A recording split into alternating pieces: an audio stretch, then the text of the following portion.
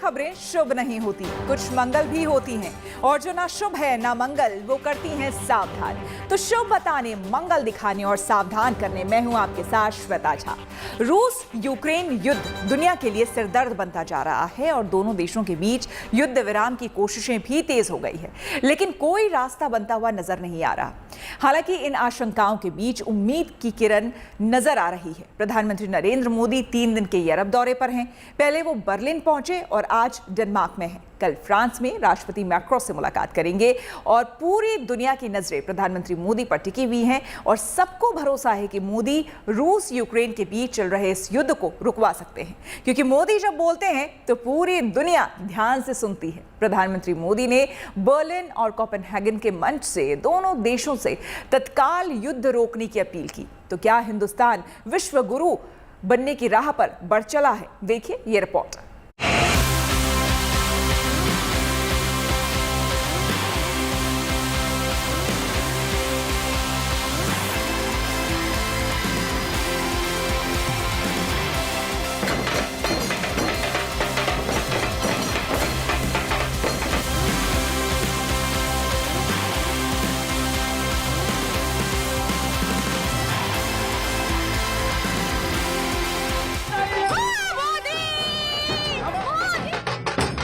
Europe दौरे पर गए प्रधानमंत्री मोदी जर्मनी के बाद अब डेनमार्क की राजधानी कोपेनहेगन पहुंच गए हैं। रूस यूक्रेन युद्ध की विभीषिका में यूरोप जब कराह रहा है तो पूरी दुनिया की नजरें प्रधानमंत्री मोदी पर टिकी हैं। दरअसल प्रधानमंत्री मोदी में वो जादू है जिसके दम पर वो रूस के रुख को नरम कर सकते हैं, क्योंकि दुनिया भर के राष्ट्राध्यक्षों से उनके संबंध बहुत अच्छे हैं। कोपेनहेगन पहुंचे प्रधानमंत्री मोदी और डेनिश प्रधानमंत्री मेट्टे फ्रेडरिक्सन ने रूस यूक्रेन युद्ध पर भी बात की। डेनिश प्रधानमंत्री ने उम्मीद जताई कि भारत रूस पर अपने प्रभाव का इस्तेमाल करेगा। We are two democratic nations. We both believe in a rule-based international system. And in times as these, we need to build an even stronger bridge between us. As close partners, we of course also discussed the war in Ukraine. We discussed the consequences on the horrible crimes committed against civilians and the serious humanitarian crisis in Ukraine. The reports on killings of civilians in Bucha are deeply shocking. We have condemned these killings and we stressed the need for an independent investigation. Denmark and the entire European Union strongly condemn Russia's unlawful and unprovoked invasion of Ukraine. My message is very clear. Putin has got to stop this war and to end the killings. I, of course, hope that India will influence Russia also in this discussion.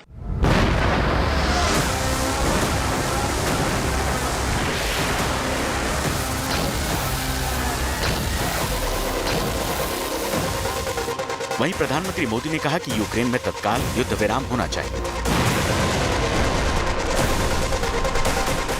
हमने Ukraine में तत्काल युद्ध विराम और समस्या के समाधान के लिए बातचीत और कूटनीति का रास्ता अपनाने की अपील की।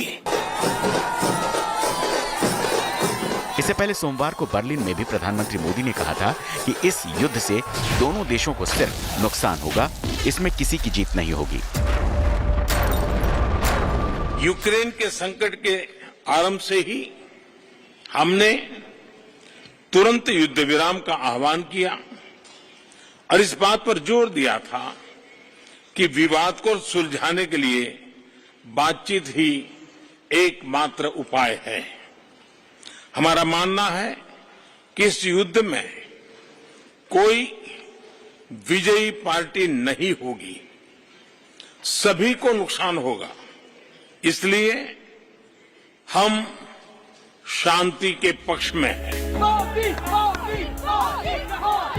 यानी सारा खेल लोकप्रियता का है, चाहे जर्मनी हो या डेनमार्क। प्रधानमंत्री मोदी जहां होते हैं लगता है वो जगह हिंदुस्तान है, इसीलिए जब वो कुछ बोलते हैं तो उसका असर व्यापक होता है।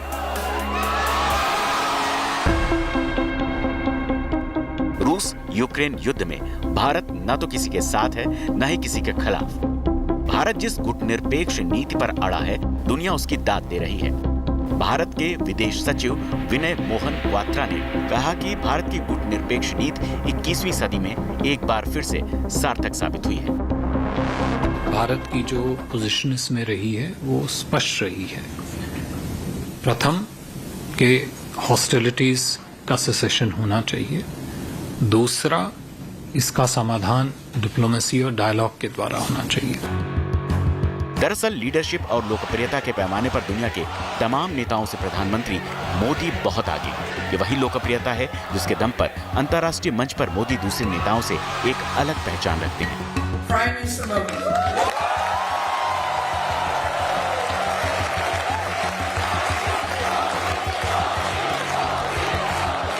यही वजह है कि प्रधानमंत्री मोदी की धमक ही एकदम अलग है। इस प्रतिष्ठा के साथ जब वो दूसरे नेताओं से मुलाकात करते हैं तो बात अपने आप बनने लगती है। जब प्रधानमंत्री मोदी यूरोप के दौरे पर हैं, तो दुनिया को यकीन है कि भारत के हस्तक्षेप से रूस यूक्रेन के युद्ध पर ब्रेक लग सकता है। ऐसे में सवाल है कि क्या युद्ध पथ के बीच प्रधानमंत्री मोदी के पास शांति पथ तैयार करने का मौका है? Bureau report, good news today. दुनिया की तमाम कोशिशों के बावजूद रूस और यूक्रेन के बीच चल रही ये जंग थमती नजर नहीं आ रही। पुतिन की जिद यूक्रेन पर भारी पड़ रही है। रूस और यूक्रेन जंग को 2 महीने से ज्यादा वक्त हो चुका है और युद्ध की इस विभीषिका में दोनों देशों को भारी नुकसान उठाना पड़ा है। हालांकि इस युद्ध को रूस अब तक स्पेशल ऑपरेशन बताता रहा है, यानी कि रूस ने अभी तक यूक्रेन के खिलाफ चल रही इस लड़ाई को युद्ध माना ही नहीं है। और अब यह आशंका जताई जा रही है कि 9 मई को पुतिन यूक्रेन के खिलाफ औपचारिक जंग का ऐलान कर सकते हैं और अगर ऐसा हुआ तो यूक्रेन में भारी तबाही देखने को मिलेगी।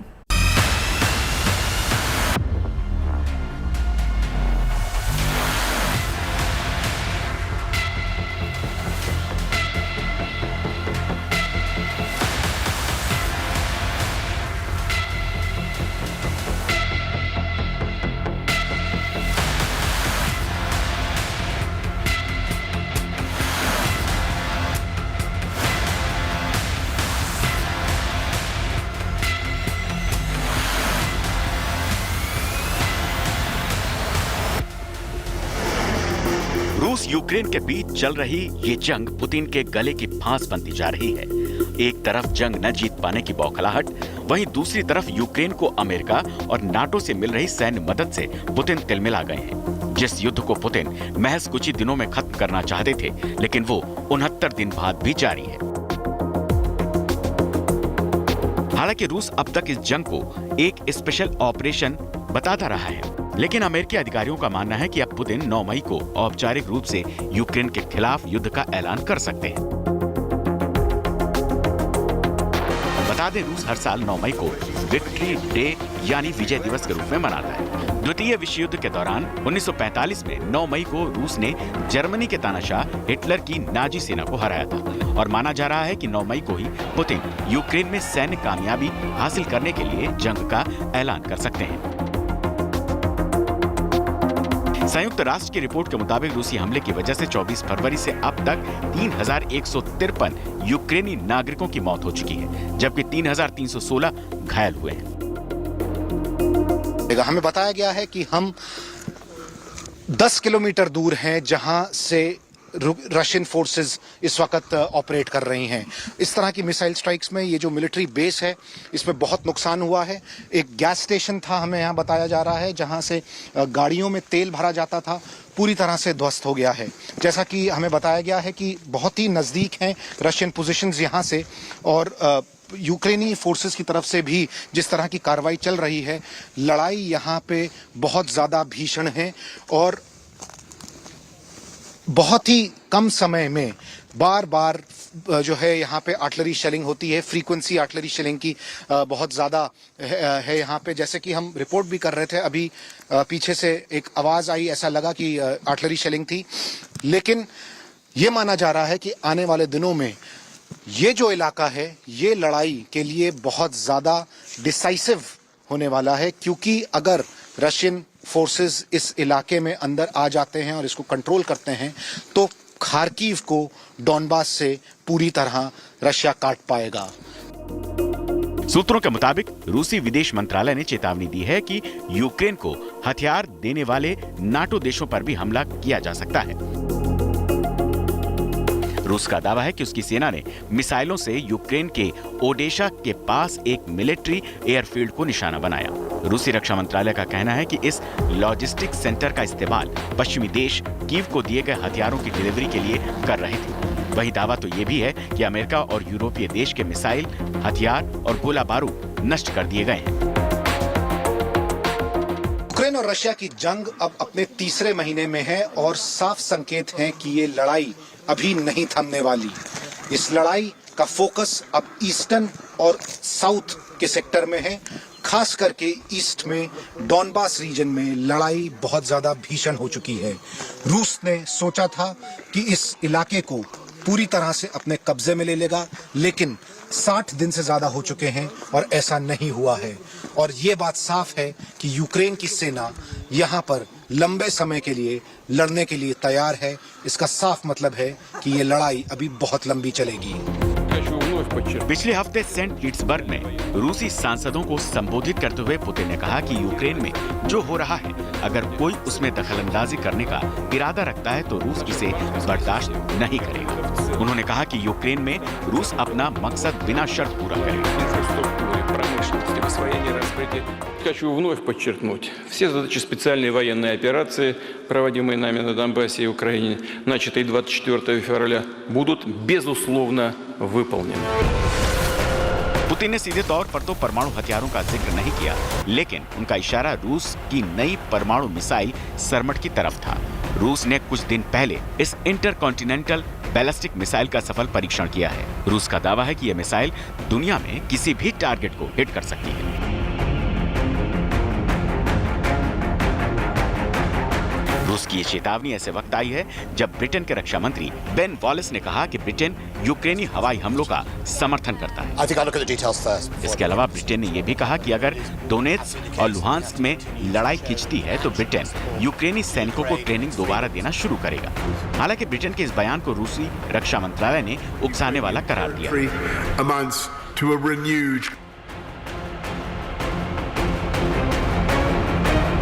वहीं यूक्रेनी रक्षा परिषद ने दावा किया है कि हंगरी को यूक्रेन पर रूसी हमले के बारे में पहले से जानकारी थी। रक्षा परिषद के सचिव ओलेक्सी डेनिलोव ने कहा कि पुतिन ने हमले की योजना के बारे में हंगेरियन अधिकारियों को बताया था, जबकि यूक्रेन के राष्ट्रपति जेलेंस्की ने रूस के विदेश मंत्री सर्गेई लावरोव पर तंज किया है। उन्होंने कहा कि लावरोव द्वितीय विश्व युद्ध के सभी सबक भूल चुके हैं। दरअसल रूसी विदेश मंत्री सर्गेई लावरोव ने जेलेंस्की की तुलना जर्मन तानाशाह हिटलर से की थी।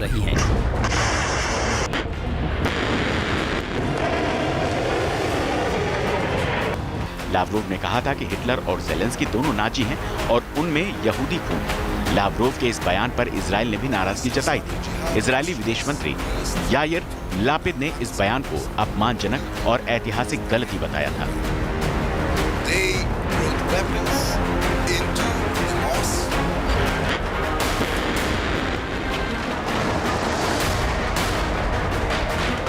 फिलहाल रूस और यूक्रेन के बीच मैदानी जंग के साथ ही जुबानी जंग भी शुरू हो चुकी है, लेकिन ये कहना अब भी मुश्किल है कि इस युद्ध पर विराम कब लगेगा। कीव से राजेश पवार के साथ डोनबास से अभिषेक भल्ला, गुड न्यूज टुडे।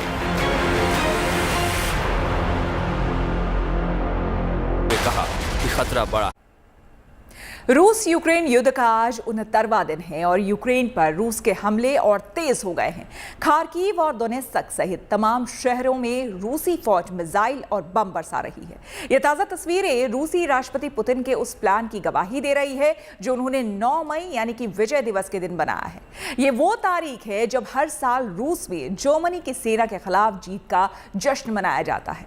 माना जा रहा है कि पुतिन 9 मई को मॉस्को में नए सिरे से यूक्रेन के खिलाफ युद्ध का ऐलान कर सकते हैं और रूसी सेना कब्जे की जंग को और तेज कर सकती है।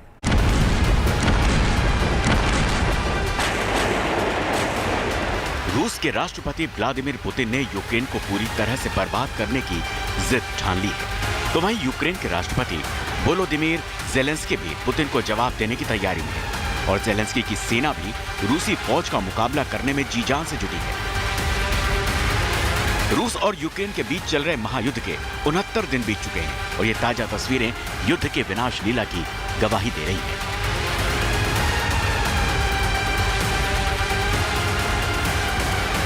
यूक्रेन में रूसी फौज का भीषण हमला जारी है। खार्किव में भारी बमबारी में कुछ लोगों की मौत हो गई है, तो वहीं यूक्रेन के दूसरे शहर डोनेत्स्क में रूसी सेना मिसाइल बरसा रही है और यहां भी कुछ लोगों के मारे जाने की खबर है। हालांकि रूसी सेना की घेरेबंदी के बीच मारियुपोल शहर के अजोवस्टल स्टील प्लांट से लोगों को निकालने के लिए दोनों देशों के बीच सीज फायर पर सहमति हुई है और अब तक करीब 1000 नागरिकों को सुरक्षित ठिकानों पर पहुंचाया जा चुका है। वहीं एक दूसरा काफिला भी मारियुपोल से नागरिकों को ले जा रहा है, लेकिन अजोवस्टल से नहीं।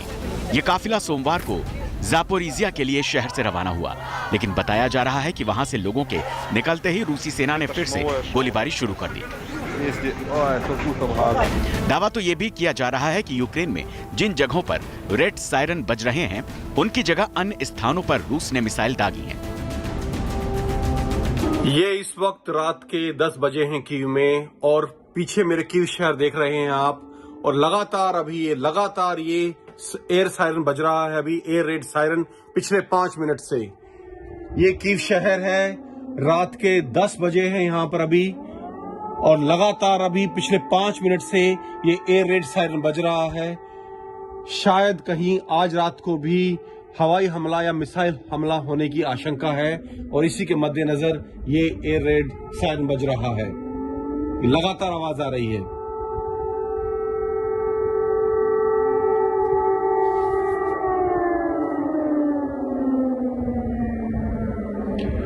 तो जिस तरह से कल रात को हमले हुए हैं, ये एयर रेड सायरन इस तरफ इशारा कर रहे हैं कि आज रात को भी यहां हमला हो सकता है।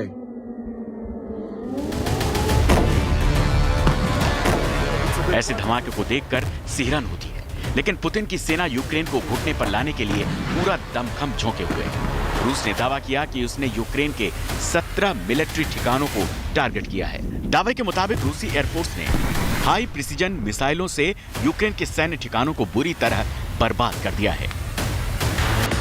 रूस के इस हमले में यूक्रेन के 200 जवान मारे गए हैं, 23 आर्म्ड व्हीकल बर्बाद हो गए हैं और एक कमांड पोस्ट भी मटियामेट हो गई है। साथ ही एक वेयर हाउस को भी नुकसान पहुंचा है, जिसमें यूक्रेन के रॉकेट्स और सैन्य सामान रखे हुए थे। पिछले कुछ दिनों में इस पूरे इलाके में लड़ाई बहुत ज्यादा बढ़ी है। मिसाइल स्ट्राइक्स हुई हैं रशिया की तरफ से और जवाबी कार्रवाई भी चल रही है यूक्रेन की तरफ से। यूक्रेन फोर्सेस का कहना है, यूक्रेनी अफसरों का कहना है कि अभी भी ऐसी जगहें हैं डॉनबास एरिया में जहां पर यूक्रेनियन फोर्सेस अपना कब्जा बनाई हुई हैं और यही कारण है कि रशिया की तरफ से मिसाइल स्ट्राइक्स और अग्रेशन बहुत ज्यादा बढ़ गया है। रशिया की कोशिश है कि इस पूरे इलाके को, जो कि खार्किव को डॉनबास से जोड़ता है, इसको काट दिया जाए, क्योंकि जब ये पूरी तरह से कटेगा, यहाँ से जो सप्लाई लाइंस हैं वो डॉनबास के लिए भी पूरी तरह से कट जाएंगी और यूक्रेनियन आर्मी जो अभी तक डॉनबास में लड़ रही है और सामना कर रही है रूसी फोर्सेस का, उसको पीछे हटना पड़ेगा। हालांकि रूस के दावे जो भी हो, लेकिन जंग के 69 दिनों बाद भी रूस को अब तक कामयाबी नहीं मिल पाई है, जिसकी वो उम्मीद कर रहा था। कीव में यूएन चीफ एंटोनियो गुटेरेस के सामने हुए मिसाइल अटैक ने पुतिन के माइंड गेम को दुनिया के सामने ला दिया। कीव में मिसाइल हमले उस वक्त हुए जब गुटेरेस जेलेंस्की के साथ बातचीत कर रहे थे। रूस की इस रणनीति से अमेरिका और यूरोप समेत तमाम देश ये सोचने पर मजबूर हो गए कि आखिर पुतिन का काउंटर करें कैसे। रूस ने लंबे वक्त तक कीव की घेराबंदी की, लेकिन उसे मजबूर होकर वापस लौटना पड़ा। इरपिन से भी रूसी फौजें लौट चुकी हैं और बूचा में बेरहमी और बर्बादी की तस्वीरें दुनिया ने देखी हैं। लेकिन अब यूक्रेन वहां दोबारा पांव जमा चुका है। इसी तरह ज़ैपोरिजिया, चेरनोबिल, लवीव और सूमी समेत कई इलाकों में रूसी फौजों की वापसी हो चुकी है। ऐसे में अब रूस का टारगेट पूर्वी यूक्रेन बन चुका है। पूर्वी यूक्रेन के शहर खार्किव, डोनेत्स्क, मारियुपोल और लुहांस्क ये कुछ ऐसे इलाके हैं जो रूसी सेना के हमलों की जद में हैं। रूस ने यूक्रेन के इन शहरों की तरफ अपनी मिसाइलों का मुंह मोड़ दिया है। वहीं यूक्रेन ने भी रूस पर पलटवार करते हुए बड़ी संख्या में रूसी टैंकों पर कब्जा कर लिया है। लेकिन रूस की रणनीति पूर्वी यूक्रेन में बड़े हमले की है। मारियुपोल भीषण जंग का मैदान बना हुआ है। सैटेलाइट से आ रही तस्वीरें रूस के खतरनाक मंसूबों को दिखा रही हैं। रूस के इन दावों के बीच यूक्रेन के बूचा से आई ये तस्वीरें शर्मसार करने वाली हैं। मिट्टी में दफनाए जा चुके इन शवों की जब दोबारा पड़ताल हुई तो हैरान करने वाला सच सामने आया। यूक्रेन का दावा है कि रूसी सेना ने आम लोगों को बेहद नजदीक से गोली मारी है। लेकिन असल खौफ तीसरे विश्व युद्ध का है। रूस लगातार पश्चिमी देशों को धमका रहा है कि अगर किसी ने भी यूक्रेन में दखलंदाजी की तो अंजाम घातक होंगे। हालांकि पुतिन ये भी दावा कर चुके हैं कि एटमी पावर के इस्तेमाल से वो कदम पीछे नहीं खींचेंगे। रूसी रक्षा मंत्री सर्गेई लावरोव भी इशारों में ही कुछ ऐसी धमकी दे चुके हैं। और तो और अमेरिका, ब्रिटेन जैसे देश भी रूस के इस रुख पर चिंता जता चुके हैं। कीव से राजेश पवार के साथ डोनबास से अभिषेक भल्ला, गुड न्यूज टुडे।